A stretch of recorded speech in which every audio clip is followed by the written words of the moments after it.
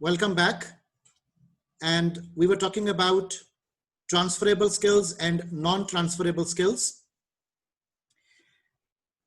Let's see that what are the skill sets actually needed. आने वाले दिनों में हमें किन हवालों से अपने आप को डेवलप करना चाहिए. This survey was again picked from the Future of Jobs report published by World Economic Forum. In the past, 2020 को मैं past अब नाम दे रहा हूं. In the past, these 10 skills were taken up as the topmost skills अपने आप को professionally develop करने के लिए. और remember कि जब मैं professional development की बात कर रहा हूं तो I'm talking about a level and above. Okay?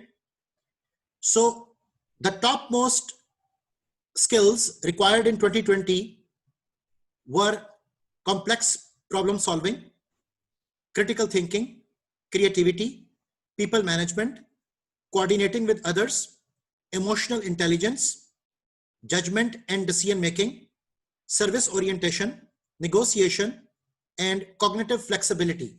These were taken up as the topmost skills for 2020. But if we could look at the trending skills for 2022, तो अब जो चीजें required हैं, they are analytical thinking and innovation, active learning and learning strategies, creativity, originality and initiative. अब इसकी जरूरत है. Technology design and programming, ये अब डिमांड किया जा रहा है. Critical thinking and analysis, complex problem solving, leadership and social influence, emotional intelligence, no doubt वो हमें दरकार है फ्यूचर में भी. Reasoning, problem solving and ideation, and systems analysis and evaluation. ये तमाम वो ट्रेंडिंग स्किल्स हैं जो अगले 2 सालों में आप लोगों से डिमांड की जा रही हैं. If you are a professional or if you are a fresh graduate, either case आपको इन स्किल्स पर फोकस वो करना है. और 2022 में जो स्किल्स डिक्लाइन की तरफ चली जाएंगी, those are manual dexterity, endurance and precision, because machines are taking over. इसका बड़ा लॉजिकल एक्सप्लेनेशन है, because machines are taking over. Memory, verbal, auditory and spatial abilities secondary importance की हो रही हैं. Management of financial and material resources secondary importance का हो रहा है. आपके पास बेशुमार systems, बेशुमार आपके पास platforms available हैं जहां से आप इन तमाम चीजों को मैनेज कर सकते हो. Technology installation and maintenance जरूरत नहीं है. There are people who are reserved for these things. Let them do the task. Reading, writing, math, active listening, they are very good, wonderful skills, but for a particular level and above, शायद इतनी जरूरत नहीं पड़ेगी, because systems इतने intelligent आ रहे हैं कि आपके पास अगर प्रॉब्लम कुछ हो भी वर्बल कम्युनिकेशन की, तो उसको वो एडजस्ट कर देते हैं कुछ हद तक. इसी तरह management of personnel, quality control and safety awareness, coordination and time management, visual, auditory and speech abilities, technology use, monitoring and control, ये सब चीजें अब सेकेंडरी इंपॉर्टेंस की हो रही हैं. I am not saying they are just like getting out of context, लेकिन secondary importance की हो रही हैं. The focus is going to be on these trending skills which we are looking in 2022. अब इन skills में the top skill जो हमने trending में देखी 2022 में, that is analytical thinking and innovation. Now let me show you कि analytical thinking and innovation से मुराद क्या होगी. जो मैंने यहां पर आपके लिए transferable skills में highlight किया हुआ है कि analytical and logic thinking skill means able to draw specific conclusions from a set of general observations or from a set of specific facts and able to synthesize information and ideas. Okay? अब ये जो particular skill आप देख रहे हो, जिसको मैंने यहाँ पर slide के middle में highlight किया हुआ है, that is the topmost skill required in the future. Analytical thinking and innovation. और innovation के बारे में याद रखिएगा कि innovation is basically the commercialization of invention. So, excuse me, you should be knowing कि आपने क्या इन्वेंट किया है, और आपको यह भी पता होना चाहिए कि जो भी चीज आपने इन्वेंट की है, अब उसको आपने इनोवेट कैसे करना है, आपने उसको कमर्शियलाइज कैसे करना है. ठीक है। सो उसके लिए जितने भी जदीद तकाजे, जदीद पैमाने, जदीद प्लेटफॉर्म, जदीद फोरम, जदीद नेटवर्क्स आप यूज करोगे, ऑब्वियसली उतना ही बेहतर आप इनोवेशन को कमर्शलाइज वो कर पाओगे। अब अगर एनालिटिकल थिंकिंग एंड इनोवेशन हमारे लिए 2022 की trending most top most skill है, तो अब हम देखते हैं कि 2025 में हमें क्या रिक्वायरमेंट्स हैं। 2025 की जो फोरकास्टिंग है उसके बारे में अगेन अगर आप यहां पर देखो, एनालिटिकल थिंकिंग एंड इनोवेशन अगले 5 साल तक आपको कवरेज वो दे रही है। सो दैट मींस कि अब फ्यूचर, आज 1 जनवरी 2021 है, तो अब जो फ्यूचर हमें नजर आ रहा है वो फ्यूचर इस टॉप मोस्ट स्किल के अंदर हमें फोकस अपना सबसे ज्यादा वो करना पड़ेगा। ठीक है। और ये टॉप मोस्ट स्किल अगर आप नीचे टाइप्स ऑफ स्किल्स में देखो तो हमारे पास 4 कैटेगरीज हैं। I am talking from the left side of the slide, the lower bottom. Top most यहां पे जो टाइप ऑफ स्किल्स आप देख रहे हो, they are problem solving denoted with this blue colour, self management, then working with people, and then technology use and development, right. तो यहां पर अब हमारे पास जो एनालिटिकल थिंकिंग एंड इनोवेशन है, that is something related to the problem solving. Okay, और उसकी जरूरत हमें सबसे ज्यादा है इन द फ्यूचर। और हम यहां पर देख रहे हैं कि 2025 तक वर्ल्ड इकोनॉमिक फोरम के मुताबिक हमारी जो स्किल टॉप मोस्ट रहेगी वो यही है। दूसरी तरफ आप अगर जॉब लैंडस्केप को देखो, it is said that bye 2025 new jobs will emerge and others will be displaced. ये बहुत बड़ा वार्निंग साइन है, आई एम टेलिंग यू, कि new jobs will emerge and others will be displaced by a shift in the division of labor between humans and machines. और उस displacement से जो effect हमारे पास आ रहा है, इस इफेक्ट में इस सर्वे के मुताबिक 97 million jobs would be created, growing job demand उनकी होगी, and 85 million jobs would be lost. जिसमें के अगर आप इसकी डिटेल को देखो कि डिक्रीजिंग जॉब डिमांड्स में data entry clerks would be losing jobs, administrative and executive secretaries would be losing jobs, accounting, bookkeeping and payroll clerks would be losing jobs. Okay, so 85 million jobs decreasing trend पर जा रही हैं, 97 million jobs वो increasing trend पर जा रही है। और increasing trend में जो हमारे पास job nature demanded है, they are data analysts and scientists, artificial intelligence and machine learning specialists, big data specialists, digital marketing and strategy specialists. So these are the jobs which are having the growing trend. Now, according to the World Economic Forum's Future of Work report data, the percentage of core skills, जो यहां पर अब हम देख रहे हैं, the percentage of core skills that will change by 2025 is 40%. Okay, 40% अगले 5 सालों में जो कोर स्किल्स हैं उसके अंदर एक चेंज डिमांडेड है, and 50% of all employees will need reskilling by that time. तो उनके लिए जरूरी होगा कि वो अपने स्किल सेट को वो इंप्रूव कर सके, right.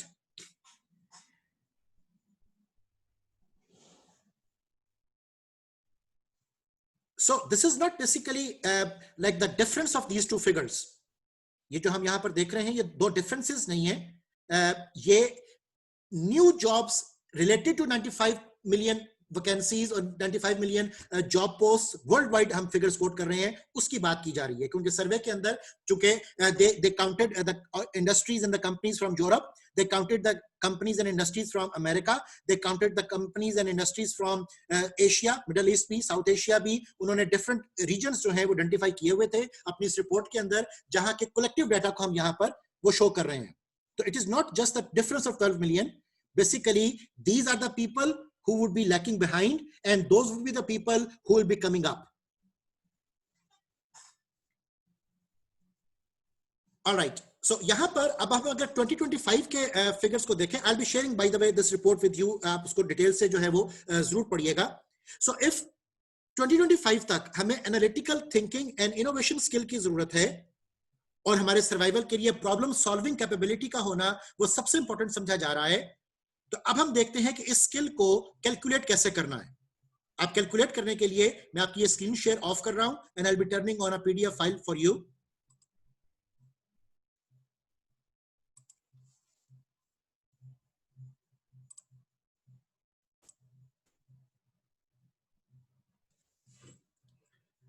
right here. I hope the file is visible to you now. Analytical thinking के लिए बेशुमार हमारे पास मेयर्स अवेलेबल हैं. उनमें से एक randomly मैंने एक मेयर पिक किया कि what type of questions can be asked in either in interview or in test, and what type of perspectives we are looking at when we are focusing upon the analytical interview questions. So इसकी detail को थोड़ा सा देखिए. It is said that using these sample analytical skills interview questions to discover how candidates approach complex situations and evaluate information to reach decisions or solve problems.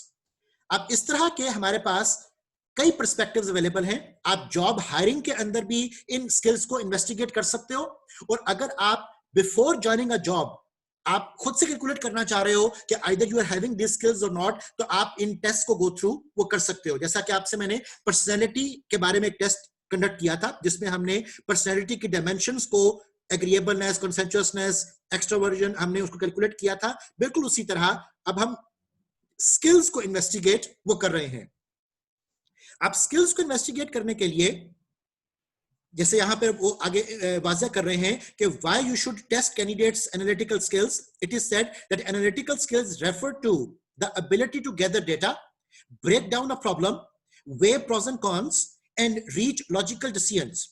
Employees who have these skills help companies overcome challenges or spot issues before they become problems. तो proactive होने के लिए हमें इस analytical skill की जरूरत है, जो कि अगले 5 सालों में अकॉर्डिंग टू द जो हमारे पास रिपोर्ट है उस चीज की जरूरत होगी. अब इस मकसद के लिए आपको बहुत सारे इंटरनेट के ऊपर भी एक्सरसाइजेस मिल जाएंगी. यहां पर आपसे मैं कुछ क्वेश्चंस शेयर कर रहा हूं कि एनालिटिकल स्किल्स को चेक करने के लिए what can be the questions we need to ask. या आप सेल्फ एवेल्युएशन के लिए भी यूज कर सकते हो और जॉब रिक्रूटमेंट के लिए भी यूज कर सकते हो. यहां पर कुछ एग्जांपल के तौर पर हम डिस्कस कर रहे हैं. For example, look at the first question. Describe a time when you had to solve a problem but didn't have all necessary information about it in hand. What did you do? Okay. अब अगर हम like one-to-one interaction class setup में होते तो I would have been asking this question to all of you and I'll be demanding कि आप immediately इस question को respond करो कि आप इसके बारे में क्या जवाब दोगे. Right? But in this online session, मैं सिर्फ आपसे questions आपको दिखा रहा हूं. आप अपना analysis खुद करते रहिएगा कि are you able to respond to this question actively and rightly? क्या आप तमाम प्रॉब्लम्स की जो भी प्रॉब्लम कोट करोगे उस प्रॉब्लम के प्रोज एंड कॉन्स को क्या आप एसोसिएट कर सकोगे? क्या आप अपने सॉल्यूशन को प्रॉपर डेमोन्स्ट्रेट कर पाओगे कि आपने क्या सॉल्यूशन किया और उस सॉल्यूशन के अलावा और कौन से बेस्ट सॉल्यूशंस हो सकते थे? फॉर एग्जांपल, सेकंड क्वेश्चन को देखिए. How do you weigh pros and cons before making a decision? Okay, अगर ये क्वेश्चन एकदम से आपको पूछा जा रहा है तो what do you think, what is echoing in your mind? That how do you weigh pros and cons before making a decision? अब इसको सुनकर कोई टर्मिनोलॉजीज आपके जहन में आ रही हैं, कोई कॉन्सेप्ट्स आपके जहन में आ रही हैं, कोई मॉडल एंड थ्योरी आपके जहन में आ रही है. What is actually echoing in your mind? And we are actually interested कि आपका माइंड रिस्पॉन्ड क्या करता है. Likewise, look at the next question. If you had to choose between 2 or 3 options, how would you decide? For example, pricing, performance valuation, systems, and training. उसमें से आप कैसे choose करोगे? आपके पास लाइफ के हवाले से, प्रोफेशन के हवाले से प्रायोरिटीज क्लियर है कि नहीं? और जब तक आप चीजों को प्रायोरिटाइज नहीं कर पाओगे आपके लिए डिसीजन मेकिंग वो डिफिकल्ट हो जाएगी. तो हायरार्की ऑफ प्रायोरिटी लाइफ में, रिलेशंस में सेट करना वो बहुत जरूरी है. सो रिमेंबर कि इस तरह के क्वेश्चंस वो पूछे जाते हैं एनालिटिकल स्किल्स को इन्वेस्टिगेट करने के लिए. अब ये ट्रेनिंग वर्कशॉप्स भी हो सकती हैं, या आपका जॉब इंटरव्यू का टाइम भी हो सकता है, या आपकी सेल्फ असेसमेंट एंड इवैल्यूएशंस भी हो सकती हैं जिसमें कि आप अपने आप को भी खुद सेल्फ इवैल्यूएट कर पाओगे कि क्या आपका response is showing that your analytical capability is rightly developed और नॉट. ठीक है. आपको पता है कि जैसे बेशुमार यूनिवर्सिटीज के अंदर भी पर्टिकुलरली एमबीए क्लासेस में जो पेडागोजी स्टाइल यूज किया जा रहा है दैट इज केस बेस्ड. ठीक है. तो डिफरेंट केसेस के अंदर प्रॉब्लम्स को हाईलाइट करके डिस्कशंस करवा के सॉल्यूशंस की तरफ जाने के मकसद में मेन आइडिया क्या है बैकएंड पर? द आइडिया इज कि आपकी एनालिटिकल कैपेबिलिटी जो है उसको एनहांस किया जा सके. Okay, but no doubt analytical capability के साथ साथ सब्जेक्ट नॉलेज का होना is a pre requisite.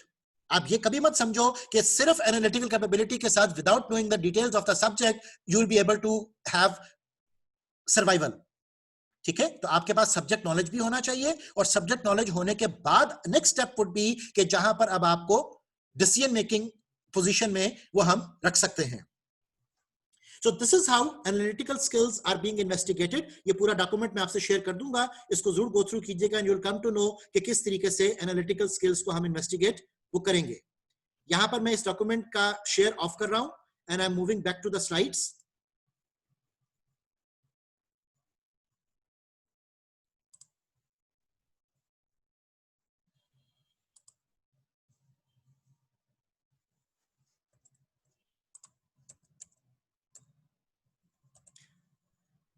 So this was the point जहां से आपसे मैंने डिस्कस किया कि एनालिटिकल थिंकिंग जो कि 2025 तक फोरकास्टेड स्किल हमारे पास आ रही है, उसको इन्वेस्टिगेट हम कैसे कर देंगे. This is another very interesting outcome from the same survey, which is from Future of Job Survey 2018 conducted by World Economic Forum. सबसे पहले इसकी इंटरप्रिटेशन देख लीजिए कि आपने इन बार्स को इंटरप्रेट कैसे करना है. It is said that the bars represent the proportion of responses by companies, and the companies are not just from America, they are from all over the world. Okay, so the bars represent the proportion of responses by companies that stated that specific strategies were likely, equally likely or unlikely. ठीक है, जो strategies अभी हम यहां पर पढ़ेंगे उसमें chance of occurrence उनका कितना है. Some companies abstained from answering the question. In such cases, part of the bar remains blank and typically 0 to 1% is the graph above. Okay, अब यहां पर इसको बड़ा टेक्निकली देखिएगा. हमारा जो टॉपिक है वो है projected strategies to address shifting skills needed और the skill needs are there by proportion of companies. Okay, projected strategies to address shifting skills needs by proportion of companies. अब इसमें 84% हमें जो रिस्पॉन्स आ रहा है दैट इज लाइकली कि these companies, पूरी दुनिया में जो इन्वेस्टिगेट किया गया, these companies would like to hire new permanent staff with skills relevant to new technologies. Okay, and the 12% responded equally likely. तो हमारे पास 96% जो है वो रिस्पॉन्स आ रहा है कंपनीज का कि उनकी जो स्ट्रेटेजी होगी इस न्यू स्किल सेट्स के हवाले से, that they would like to hire new permanent staff with skills relevant to new technologies. इसी तरह 95% हमें बता रहे हैं कि look to automate the work, कि those companies around the globe, south east Asia की भी, मिडल ईस्ट की भी, यूरोप में भी, अमेरिका में भी, और तमाम लेवल्स की, स्मॉल मीडियम एंड लार्ज तमाम लेवल की ऑर्गेनाइजेशंस उन्होंने इस सर्वे के अंदर पिक की. एंड दे सेड कि look to automate the work, तो the companies are planning for these things. अगला पॉइंट देखिए, रिट्रेन एग्जिस्टिंग एम्प्लॉइज. अब एग्जिस्टिंग एम्प्लॉइज को भी रिट्रेन करने की जरूरत क्यों है? Because they might are going for internal recruitment. So succession planning के लिए, प्रोमोटेबिलिटी को बेहतर से बेहतर करने के लिए, एम्प्लॉयबिलिटी को बढ़ाने के लिए, so they would be focusing upon retraining existing employees about the required skills. इसी तरह expect existing employees to pick up skills on the job. That is another strategy which the companies are planning to go for. Outsource some business functions to external contractors. ये एक बड़ा trend हमें पिछले दिनों भी देखने को मिला कि जिसमें बेशुमार जो इंटरनल बिजनेस ऑपरेशंस थे उनको आउटसोर्स कर दिया गया उन जगहों पर जहां से आप ज्यादा अच्छी क्वालिटी कम कॉस्ट के ऊपर हासिल वो कर सकते हो. और एक्सक्यूज मी, यही काम करते करते आपको पता है कि American economy is more than 85% service based. तो 85% सर्विस बेस्ड इकोनॉमी जो ऑपरेट कर रही है वो कैसे सरवाइव कर रही है? फिर वो इसलिए सर्विस सेक्टर के साथ सरवाइव कर रही है बिकॉज उन्होंने अपना जो हार्ड वर्क था वो सारे का सारा ट्रांसफर कर दिया टू द कंट्रीज जहां पर उनको बेहतर क्वालिटी कम कॉस्ट के ऊपर वो अवेलेबल है. And that is basically the logic of going for outsourcing. So बहुत सी कंपनीज वो आउटसोर्सिंग की तरफ चली जाएंगी और वहां से भी आपको अंदाजा होगा कि जॉब्स जो हैं वो क्रिएट होंगी, कि जॉब्स खत्म होंगी. Likewise, hire new temporary staff with skills relevant to new technologies. तो contractual workforce जो है, that is going to be the norm of tomorrow. Hire freelancers with skills relevant to new technologies and strategic redundancies of staff who lack the skills to use new technologies. अब ये हमारे लिए बड़ा warning point भी है कि जो लोग अपने आप को डेवलप नहीं कर पाएंगे, जो लैग बिहाइंड कर रहे हैं, so they would be taken up as redundant staff and that redundant staff would be no more. Okay, gradually उनके ऊपर जो है वो कट्स लगने शुरू हो जाएंगे. So only the high performers with the right skill sets would be demanded.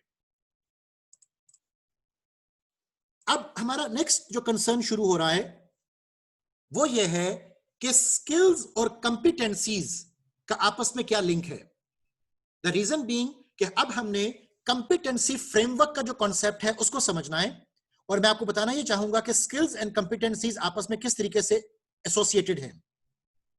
It is said that skills are the specific learned abilities, जैसा कि हमने ट्रांसफरेबल स्किल्स की बात की. Skills are the specific learned abilities that you need to perform a given job well, and that is the reason कि skills are needed in employability. ठीक है, जबकि जब हम competency का expression use कर रहे हैं तो competencies on the other hand are the person's knowledge and behavior that lead to them to be successful in a job. So that is a typical difference between the skill and competency. तो competencies के अंदर no doubt skill sets involve हो जाती हैं, इसीलिए शुरू की slide में मैंने KSAOs इन चारों फैक्टर्स को कंबाइन नाम वो competency का वो दिया था. और ऑब्वियसली आपका जो नॉलेज है, आपका जो बिहेवियर है, वो आपके स्किल्स के अलावा जो नॉलेज पार्ट है, जो पर्सनैलिटी पार्ट है, वहां से कवर हो रहा है. अब जब हम कंपिटेंसी की बात करते हैं तो हमारे पास एक यूनिवर्सल कंपिटेंसी फ्रेमवर्क जिसमें के 8 फैक्टर्स हम आइडेंटिफाई कर रहे हैं, that is counted. Before I start discussion on the competency, एक मैं एग्जांपल आपसे शेयर करना चाह रहा हूं. सपोज एक यूनिवर्सिटी के 2 ग्रेजुएट्स हैं, उन दोनों के पास सेम डिग्री है. सपोजिटली उन दोनों के पास जो उनका जो टाइम फ्रेम था वो भी सेम है. उन्होंने सेम कोर्सेज पढ़े, सेम इंस्ट्रक्टर्स से पढ़ा, क्लास फेलोज उनके एक वर सिमिलर. उनका सपोजिटली सीजीपीए भी सेम है. Okay, so 2 graduates, 2 friends having similar skills are applying for job. ठीक है, अब होता यह है कि it has been observed quite some time कि one of them might get a job at a higher level and the other person might not be able to get a job of that level. यहां पर इस example में I am keeping all other things constant, मैं सिर्फ job के context में इस बात को लेकर चल रहा हूं. अब having the same degree, why one person is having an upper level job and why the other person is not able to have a better job, जो फर्क आ जाएगा वो उनके शायद स्किल सेट का नहीं होगा. बिकॉज अगर हम स्किल सेट की प्योरली बात करें तो उनकी एजुकेशन एक जैसी है, उनका डिग्री एक जैसी है, यूनिवर्सिटी की एनवायरनमेंट एक जैसी थी. जो फर्क आएगा वो फर्क आएगा उनकी कंपिटेंसी के अंदर. और कंपिटेंसी के फर्क को कैलकुलेट करने के लिए हमारे पास एक मेथड होता है नोन एज कंपिटेंसी फ्रेमवर्क, जिसमें हम लेवल ऑफ कंपिटेंसीज की बात करते हैं. ठीक है, level 1 competency, level 2 competency, level 3 competency. तो आमतौर पर 1 से 5 तक लेवल्स जो हैं वो कंपिटेंसी के डिफाइन वो किए जाते हैं. अब after going through the universal competency framework I will be showing you कि कंपिटेंसी के लेवल्स वो कैसे डिसाइड होंगे और उनमें किन चीजों को हम ऐड और किन चीजों को हम डिस्कस वो करते हैं. यूनिवर्सल कंपिटेंसी फ्रेमवर्क में हमारे पास जो 8 कंपिटेंसीज हैं, they are leading and deciding, supporting and cooperating, interacting and presenting, analysis and interpreting, creating and conceptualising, organising and executing, adapting and coping, enterprising and performing. ये हमारे पास 8 यूनिवर्सल कंपिटेंसी फ्रेमवर्क के ingredients हैं. और उसके बाद इनके ऊपर बेस्ड आगे फिर बेशुमार हमारे पास कंपिटेंसी डायमेंशंस जो हैं, आगे फर्दर उनकी जो डिटेल्स होंगी वो डेवलप होना शुरू हो जाएंगी. अब सपोज इसमें आप 3rd level universal competency framework को देखिएगा. थर्ड जो ग्रेड 8 में हमारे पास पॉइंट है उसको देखिएगा, जिसमें हम बात कर रहे हैं इंटरेक्टिंग एंड प्रेजेंटिंग। और उस इंटरेक्टिंग एंड प्रेजेंटिंग की अगर आप डिटेल में देखें तो हमारे पास 3.3 पर एक डिटेल आ रही है which is presenting and communicating. ठीक है, मैं इस एक पॉइंट को हाईलाइट करके आपसे आइडिया शेयर करने लगा हूं कि कंपिटेंसी के जो लेवल्स हैं वो कैसे डिसाइड किए जाएंगे। For example, I will be discussing with you in a document कि communication which is a competency, communication के लेवल्स क्या होंगे, that how can we develop communication level 1 competency, communication level 2 competency and communication level 3 competency। होगी communication, लेकिन उसकी जो competency levels होंगे वो different होंगे। For that matter, I have to turn off this slide share और मैं आपसे दूसरा डॉक्यूमेंट जो है वो शेयर कर रहा हूं।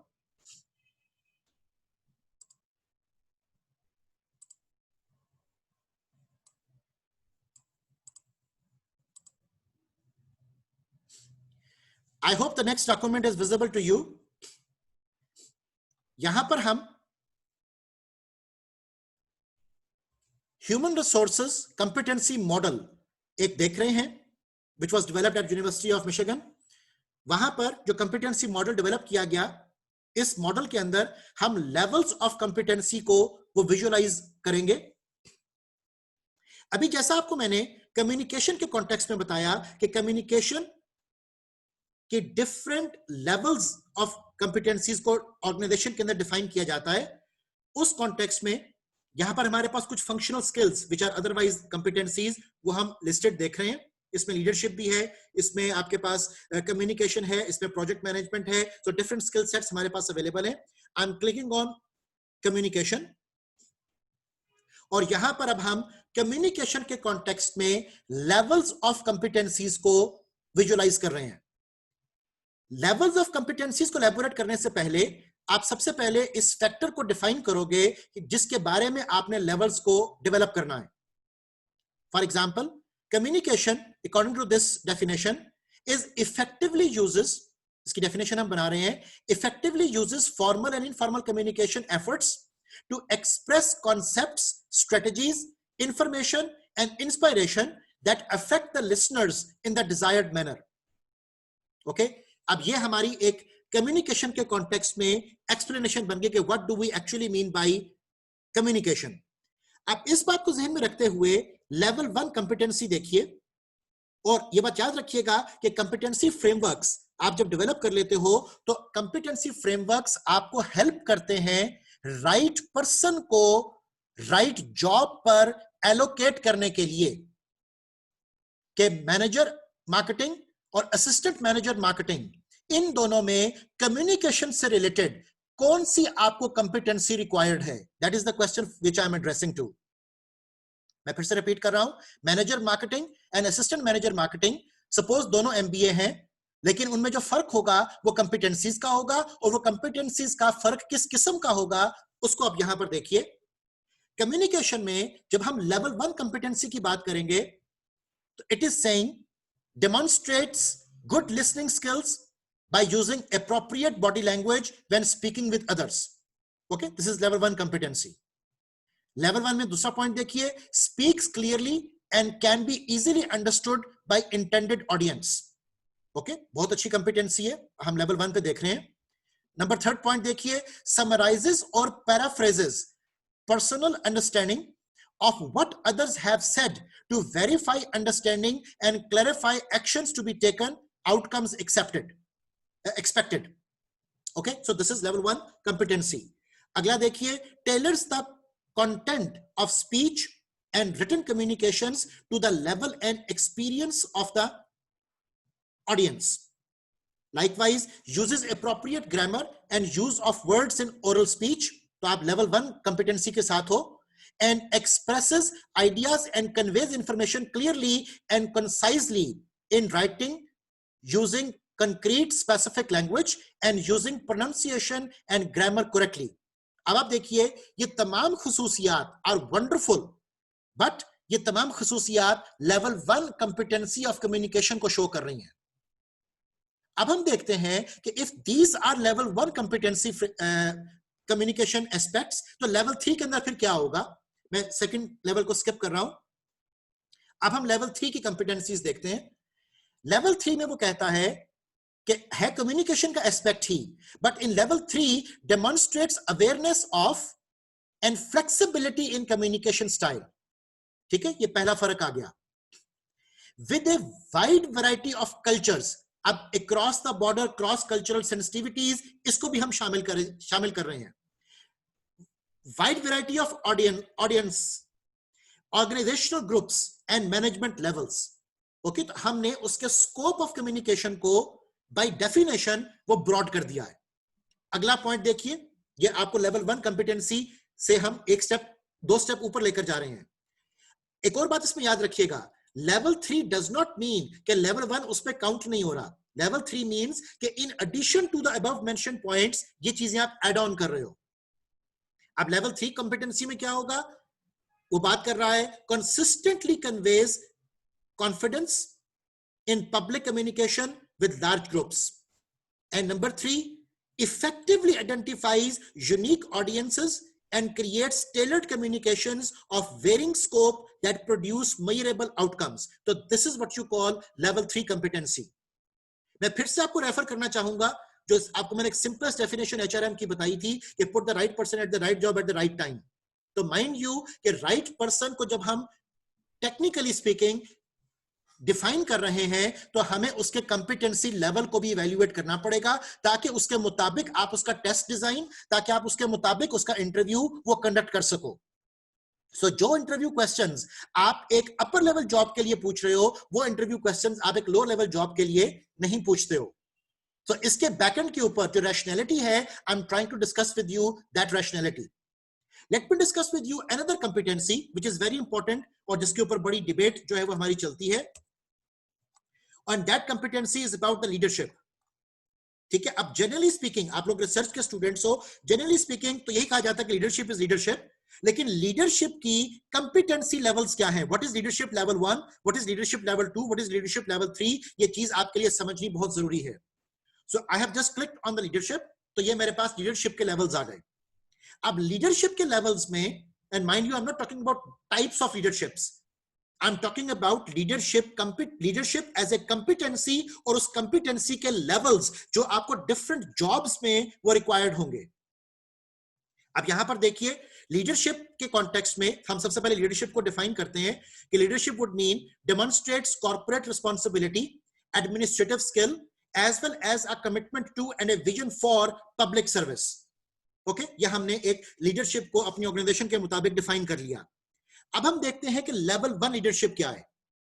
अब लेवल 1 लीडरशिप का मतलब है, keeping this definition in your mind, level 1 leadership का मतलब होगा skilled in setting priorities and meeting short term targets and goals.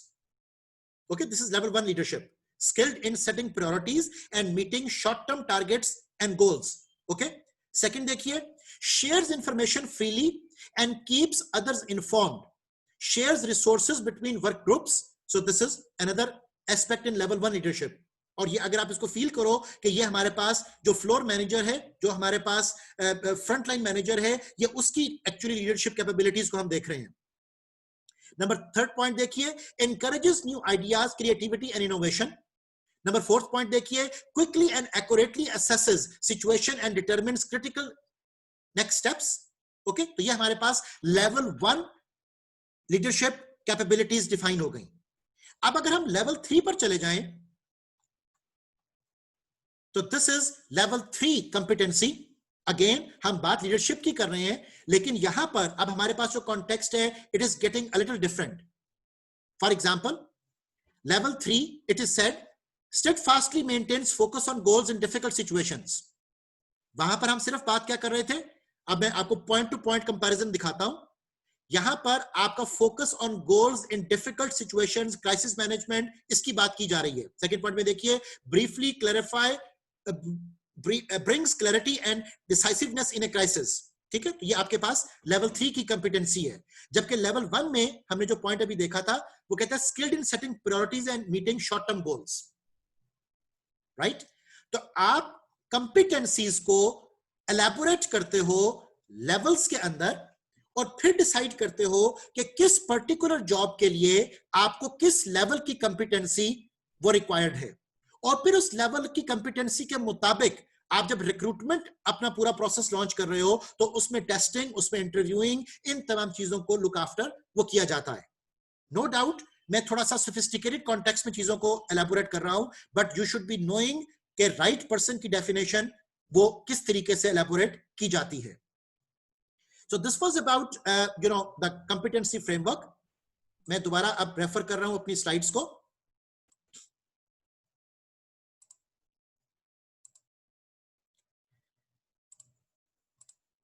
Next step जिस पे आपको मैं लेकर चलना चाह रहा हूं वो है difference between competency and proficiency. अब कंपिटेंसीज हमने देख ली, सबसे पहले हमने देखा कि स्किल्स एंड कंपिटेंसी में क्या फर्क है। अब आपको मैं कंपिटेंसी एंड प्रोफिशिएंसी के फर्क में आप लेकर आ रहा हूं, because we needed to know कि हमें सिर्फ एम्प्लॉयबिलिटी एक पर्टिकुलर जॉब के लिए नहीं चाहिए, बल्कि हमें प्रमोटेबिलिटी के कॉन्टेक्स्ट को भी वो देखना है। तो अब देखिए साइड के ऊपर कि प्रोफिशिएंसीज को हम कैसे एलैबोरेट करते हैं। It is said A competency framework, जैसा भी आपको मैंने एक फ्रेमवर्क दिखाया डिफरेंट लेवल्स के पॉइंट ऑफ व्यू से। A competency framework defines the knowledge, skill, and attributes needed for people within an organization. Each individual role will have its own set of competencies needed to perform the job effectively. There is a value difference. अब ये बड़ा important expression है कि there is a value difference between competent and proficient. ठीक है, अब वो value difference क्या बता रहा है, वो कहता है कि while other refers to knowing a skill, competency can refer to bare minimum required for acceptability. अभी जो bare minimum required for acceptability है, that means employability. जबकि proficiency carries with it a level of mastery that is above the minimum. इसका मतलब ये होगा कि हम अपनी डिस्कशन को इस तरीके से भी elaborate कर सकते हैं कि हमारे इस competency framework में the level 3 would be more closer to bringing in the proficiency. Okay? अब याद रखिएगा कि कंपिटेंसीज को हम 3 ब्रॉडर कैटेगरीज में डिवाइड करते हैं। We have got technical competencies, we have got core competencies and we have got behavioural competencies. और आप इसमें अपना सेल्फ एनालिसिस भी कर सकते हो कि which of the competencies you are having more and which are the competencies you are lacking behind. For example, when we talk about technical competencies, it would include sustainability, culture, incident management, risk management, health and safety laws and all the legal aspects. ये technical में count होंगे। अगर हम core competencies की बात करें तो your competency to make a strategy, planning, leadership and management, ये आपकी कोर कंपिटेंसीज हैं। And when you talk about behavioural competencies तो you focus upon stakeholder management, personal performance, communication and working with others. तो ये आपकी behavioural कंपिटेंसीज हैं। और हर एक कंपिटेंसी को कैलकुलेट करने के लिए और हर एक कंपिटेंसी का लेवल फाइंड आउट करने के लिए we have got tools, we have got techniques, we have got tests, जिसमें कि हम इन बातों को इवैल्यूएट वो कर सकते हैं। यहां पर हमारा जूम सेशन टाइम वो खत्म हो रहा है। नेक्स्ट सेशन में प्लीज ज्वाइन कीजिए।